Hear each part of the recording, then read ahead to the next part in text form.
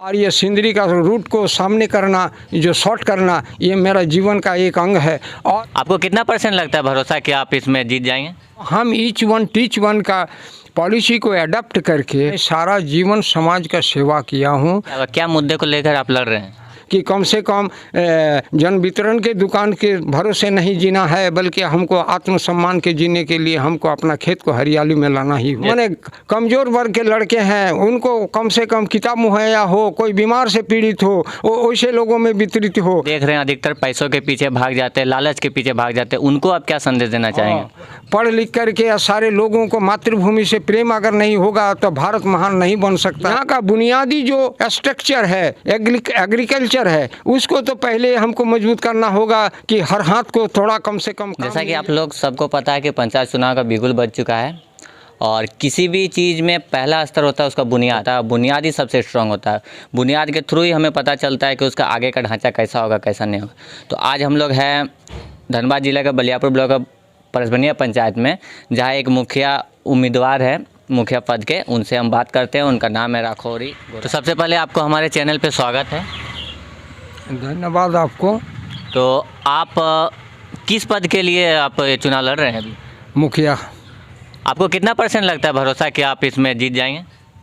मुझे इस पर इतना आत्मविश्वास है कि मैं जो सरकार की जो घोषणाएं हैं कि 85,000 एक के मुखिया के प्रत्याशी को खर्च करना होता है, और हम मात्र अपना पेंशन का 1,000 रुपया से हम नॉमिनेशन फाइल किए हैं दौड़ धूप करके, और जो अभी तुरंत मिलेगा 1,000, और इसी में मेरा फोकस होगा। और हम पंचायत चुनाव में आत्मविश्वास से जीत रहा हूं, इसलिए कि मैं सारा जीवन समाज का सेवा किया हूं। आज साक्षात प्रमाण है। यूनिवर्स कोचिंग सेंटर में हम यहाँ पर अभी भी ऑलरेडी चल रहा है, जो आप उसका ये देख सकते हैं। अभी हम इस लॉकडाउन में भी माने ऐसा लड़का लोगों में भरोसा जगा कि नहीं, सचमुच में हम लोग को ये उतारने का काम कर रहा है। आज यहाँ का लोग बेरोज़गारी के दंश में इतना झेल रहा है। हर लड़का को मासिक कम से कम 10,000 रुपया खर्चा करेगा, तब वो आगे की कंपटीशन तैयारी करेगा। तो हम ईच वन टीच वन का पॉलिसी को अडॉप्ट करके और यहाँ से शुरू किए, और करने यूनिवर्सिटी के जो हैं आपको डायरेक्टर जो है DK सिंह को भी हम यहाँ पर पधारे, उनका चरण धूलि भी यहाँ लगाएं। लड़कों में वो जो जोश और अजफाई किए, हम उसका तारीफ इतना करूँगा कि उनके आने के बाद हमारे लड़कों में और जोश आया, और हमारी ये फार्मूला को ये जन जन तक फैलाने का उसने जो आह्वान किया कि गरीबी में भी जज्बा होता है, अगर उसकी सोच अगर यदि का इरादे के साथ हो तो वो किसी को रोक नहीं सकता। पैसा कहीं हाथे आड़े नहीं आएगा।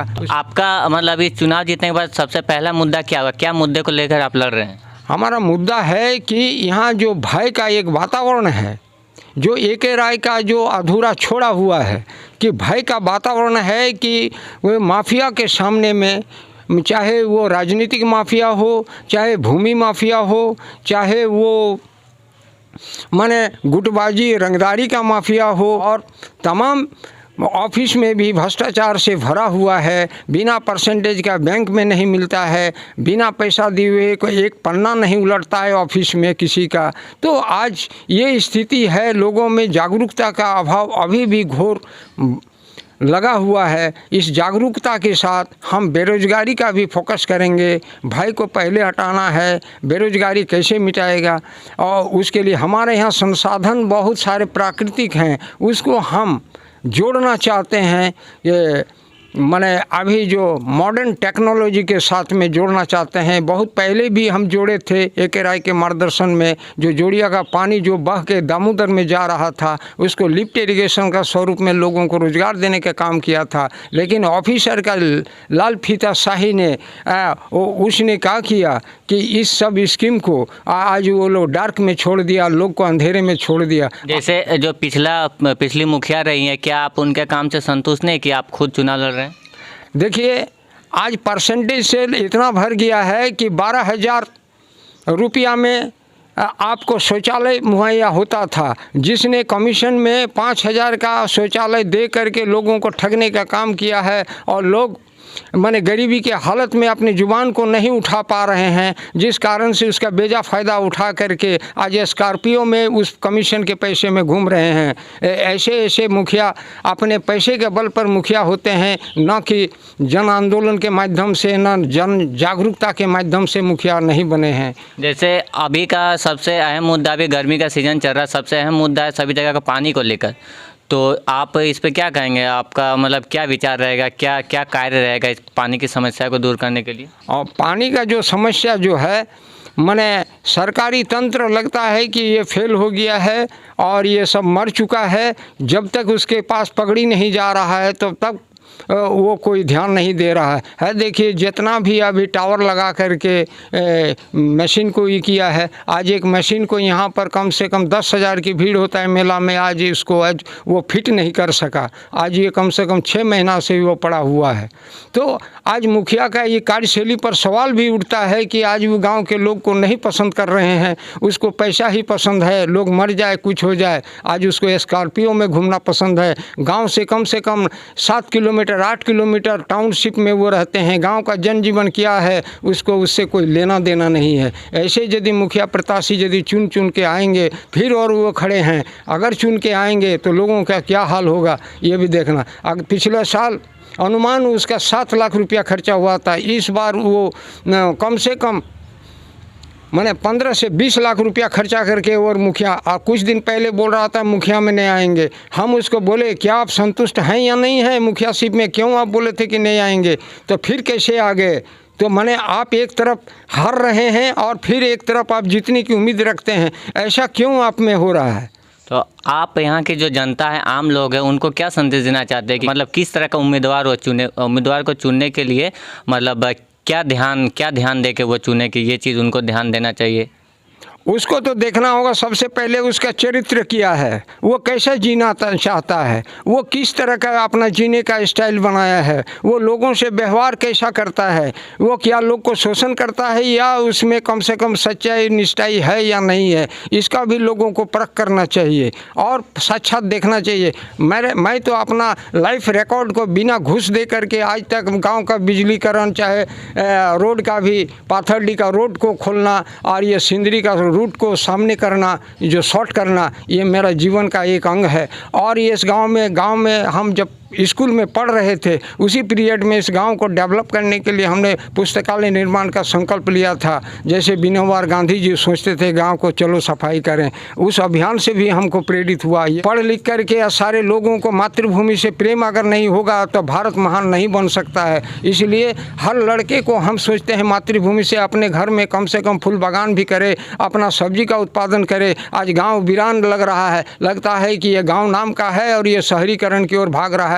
तो इसलिए गांव दुर्बल हो रहा है, देश दुर्बल हो रहा है। इसलिए गांव का फोकस ऐसा होना चाहिए कि हरित क्रांति हो, तभी हमारा गांव और देश हमारा सबल होगा। हम जैसे अभी के जो युवा है उनको देख रहे हैं अधिकतर पैसों के पीछे भाग जाते हैं, लालच के पीछे भाग जाते हैं, उनको आप क्या संदेश देना चाहेंगे?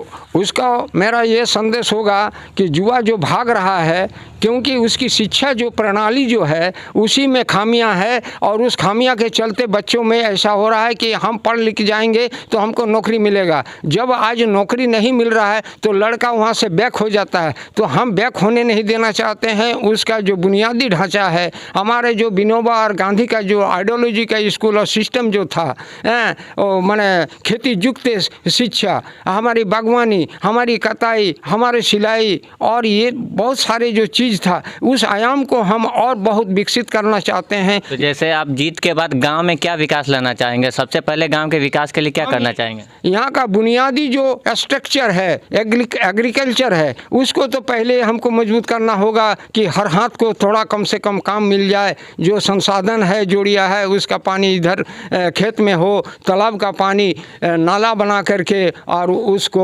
माने खेत में दिया जाए। कम से कम जन वितरण के दुकान के भरोसे नहीं जीना है, बल्कि हमको आत्मसम्मान के जीने के लिए हमको अपना खेत को हरियाली में लाना ही हो। जैसे आपने सुना हो कि कुसमाताड़ में अभी कुसमाताड़ पंचायत में मछली उत्पादन का देखा जाए पूरा धनबाद का सबसे बड़ा हब खुलने वाला है मछली उत्पादन को लेकर, तो उस पर आप क्या कहेंगे कि यहाँ भी वैसा कुछ हो सकता है? यहाँ तो कुसमाटांड से भी बड़ा तालाब है, लेकिन यहाँ माफियागिरी सिस्टम हो लिया, गुटबाजी करके माफियागिरी कर रहा है, जो कि एक तरह का संदेश था। जो सरकारी तालाब है युवाओं के हाथ में होना चाहिए, और जो माने कमज़ोर वर्ग के लड़के हैं उनको कम से कम किताब मुहैया हो, कोई बीमार से पीड़ित हो वो वैसे लोगों में वितरित हो। लेकिन आज उनके आदर्श को लोग भूल करके और माफिया संस्कृति में, गुटबाजी में, दारू और शराब और ये क्या नाम बोलते हैं मुर्गा पर लोग अपना केंद्रित हो करके गांव को बर्बाद करने में तुले हुए हैं। उसके विरुद्ध भी हमारी ये माने गांव को हम सशक्त करेंगे और आगे लोग को ही करके, और ऐसे जितना भी शहरात है पूरे ग्रामीण के हस्तक्षेप में वो चलेगा, यही माने हमारा संदेश भी जाएगा। क्यों? चलिए, आपको बहुत बहुत धन्यवाद और आपको जीत की अग्रिम बहुत बहुत बधाई हो।